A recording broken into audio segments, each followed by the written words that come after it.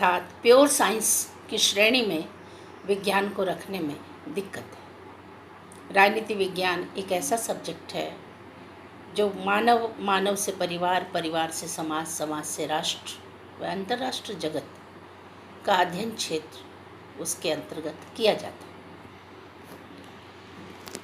Buckle के अनुसार कि ज्ञान की प्रारंभिक अवस्था में राजनीति विज्ञान को विज्ञान मानना तो दूर, वह तो कलाओं में भी पिछड़ी हुई कला, अर्थात उसे विज्ञान भी ना कहा जाए और उसे कला भी ना माना जाए। इस तरह से जब हम मतांतर देखते हैं लेखकों की व्याख्या में, तो उसे समझाने की चेष्टा ये की गई है कि हम इसलिए इसको विज्ञान नहीं मानना चाहते कि विज्ञान में जो मूल्य निरपेक्षता या वैज्ञानिकता या निश्चितता, व्यवस्थीकरण, क्रमबद्धता, ये सब चीज़ें जो देखने में आती हैं वो राजनीति विज्ञान में संभव नहीं है।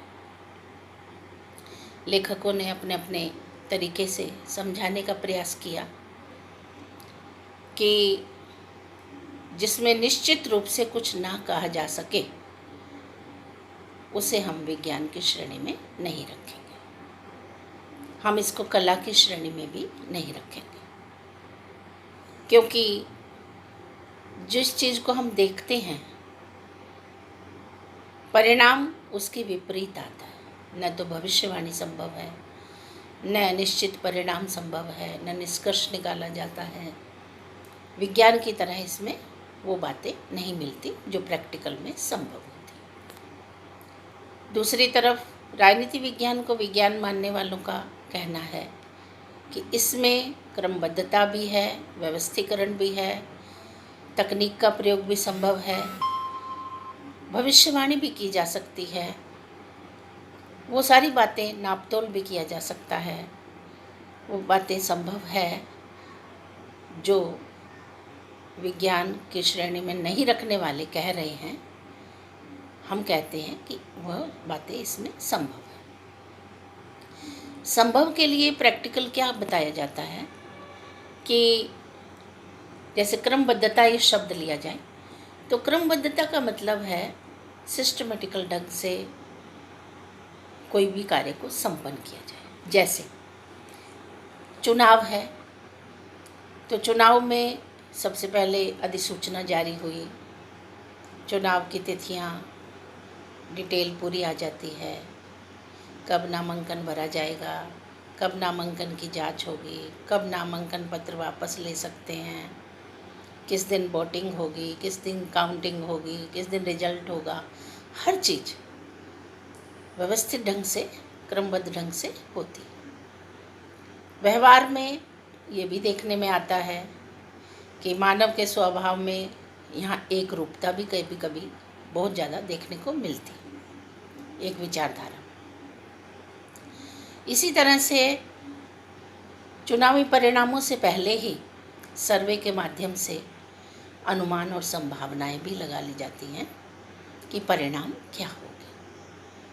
तो नित्य नई प्रणालियाँ, नित्य नए प्रयोग, नित्य नई व्यवस्थाएं, नित्य नए कानून, नित्य तकनीक के प्रयोग, तो ये जो प्रोग्रेसिव प्रक्रिया है ये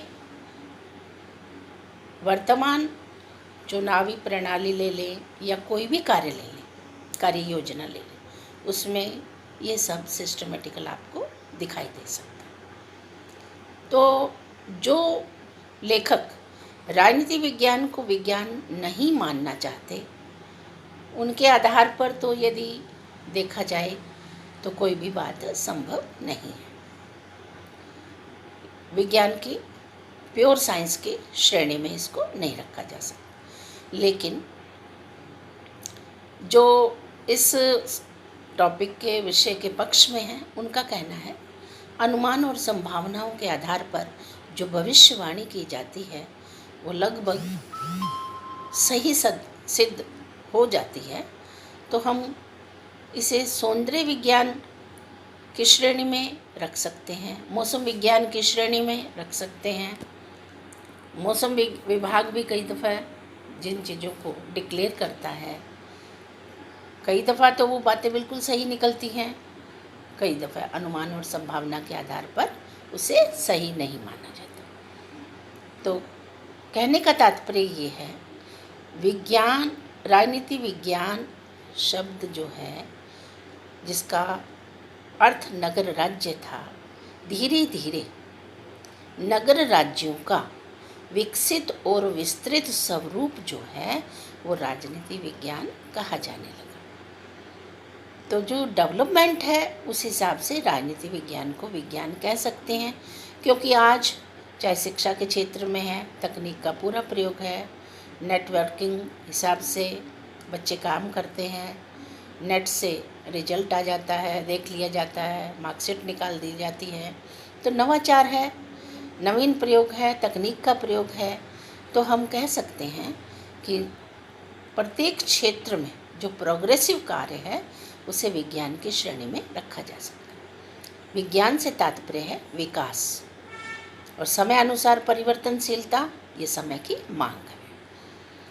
तो हम फिर उसी बात पर आते हैं कि अरस्तु जो है वो राजनीति विज्ञान का विचारक है, जनक है, और उस लेखक ने राजनीति विज्ञान को विज्ञान मानने के साथ कला भी माना।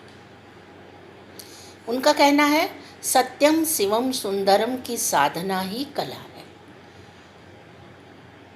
कि जिस प्रकार एक राज्य, लोक कल्याणकारी राज्य, जन्म से लेकर मृत्यु तक व्यक्ति का साथ देता है, वह लोक कल्याण करता है, प्रजा का हित करता है, तो ये सत्य है।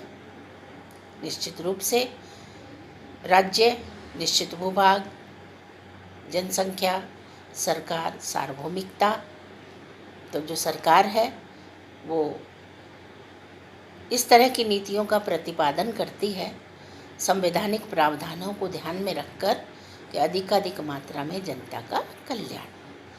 तो राजनीति शास्त्र का संबंध राज्य एवं सरकार से है। राज्य एक अमूर्त संस्था है और सरकार उसका मूर्त रूप, और उसके मूर्त रूप को किस तरह से जन कल्याणकारी कार्यों में निहित दायित्वों की पूर्ति करते हुए जनता का, जनता द्वारा जनता के लिए शासन की जो परिभाषाएं हैं, इसको सार्थक सिद्ध किया जाता है। तो हमारा ये मानना है कि राजनीति विज्ञान को विज्ञान की श्रेणी में रखने वाले लेखक ये कहना चाहते हैं कि राजनीति विज्ञान इसलिए विज्ञान है कि इसमें परिवर्तन, डेवलपमेंट, न्यू तकनीक, अनेकानेक ऐसे प्रणालियाँ और कार्यक्रम सम्मिलित किए गए हैं जो समय और जनता की मांग के अनुरूप होते हैं और उन्हें पूरा करने का पूरा प्रयास किया जाता है। जबकि सब्जेक्ट के विपक्ष वालों का कहना है कि हम उसको प्योर साइंस की श्रेणी में नहीं रख सकते। तो हम आपको आज ये बताना चाह रहे थे कि परिभाषाओं में मतांतर है, लेखकों का अपना अपना मत है, लेकिन आज यदि हम राजनीति विज्ञान के दृष्टिकोण से या राजनीति विज्ञान के अध्ययन क्षेत्र से किसी बात को समझना चाहते हैं तो हम एक व्यक्ति, परिवार, परिवार से समाज, समाज से राज्य, राज्य से राष्ट्र, तो हम राज्य पर बहुत ज़्यादा निर्भर रहते हैं। जैसे प्राकृतिक आपदाएं हैं तो हमें बहुत उम्मीद है कि सरकार के माध्यम से जनता को सुरक्षा व्यवस्था, स्वास्थ्य, चिकित्सा, हर तरह के आर्थिक सहायता या खाद्य सामग्री जो दी जा रही है, तो लोक कल्याणकारी राज्य की ये मुख्य प्रवृत्ति मानी जाती है। तो जो समस्याएं हैं, आज का युग वैज्ञानिक युग है और समस्याओं का निवारण भी वैज्ञानिक तरीके से ही संभव है। तो राज्य के माध्यम से इसकी पूर्ति की जाती है। जनता, राज्य और जनता के बीच राजनीतिक दल कड़ी के रूप में कार्य करते हुए जन इच्छाओं की पूर्ति करवाने के लिए पूरी तरह से प्रयासरत रहते हैं।